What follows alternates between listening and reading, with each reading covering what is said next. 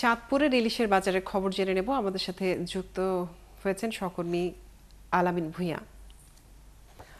আলামিন, জানাবেন যে চাঁদপুরে বড় স্টেশন মাছঘাটে ইলিশের সরবরাহ কেমন রয়েছে এবং সেগুলোর দাম কত, বিস্তারিত জানাবেন।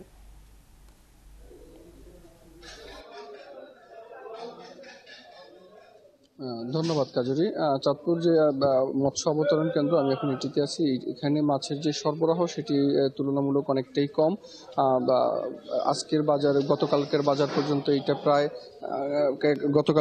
পর্যন্ত এখানে প্রায় 300 মনের কাছাকাছি মাছ আহরণ হয়েছে, যা বিগত সময়ের তুলনায় অনেকটাই কম। অর্থাৎ এর আগে এই সময়টাতে, অর্থাৎ গত 2 বছর আগেও এই সময়টাতে প্রায় 2 থেকে 2,500 মন ইলিশ আহরণ হতো, যা এখন কমে প্রায়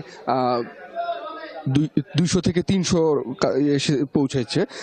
মৎস্য বণিক সমিতির তথ্য মতে গতকালকের বাজার পর্যন্ত যেটি দাম 1 কেজি ইলিশের প্রায় 2400 থেকে 2500 টাকা, যেটি 1 কেজি থেকে 1200 গ্রাম সাইজের। আর আরেকটু কম যেটি 800 থেকে 900 গ্রাম, সেটির দাম প্রায় 2200 থেকে 2300 টাকা। আর এই দুটো সাইজের ইলিশই এখন সরবরাহ হচ্ছে। এর বাইরে প্রায় 500 গ্রামের ইলিশ আসে, কিন্তু সেগুলোর দাম তুলনামূলক অনেক বেশি, প্রায় 1800 টাকা কেজি দরে পড়ে। আর মৎস্য বণিক সমিতি জানিয়েছে যে গত বছর বা তার আগের বছর এই সময়টাতে প্রায় 3000 মনের মতো ইলিশ আহরণ হতো, 2.5 থেকে 3000 এই পরিমাণটা এরকম, যা কমে একেবারেই নেমে এসেছে প্রায় 200 মনের কাছাকাছি।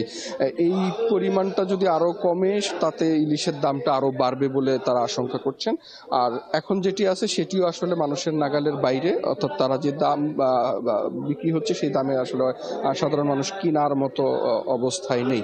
আমি চাঁদপুর থেকে সর্বশেষ যে আপডেটটা দিচ্ছিলাম, যে প্রায় 1200 গ্রাম, 1 কেজি থেকে 1200 গ্রাম ইলিশের দাম প্রায় 2400 থেকে 2500 টাকা। কাজুরি। আলামিন, আপনাকে অনেক ধন্যবাদ যুক্ত থাকার জন্য। দর্শক, চাঁদপুরের ইলিশের বাজারে খবর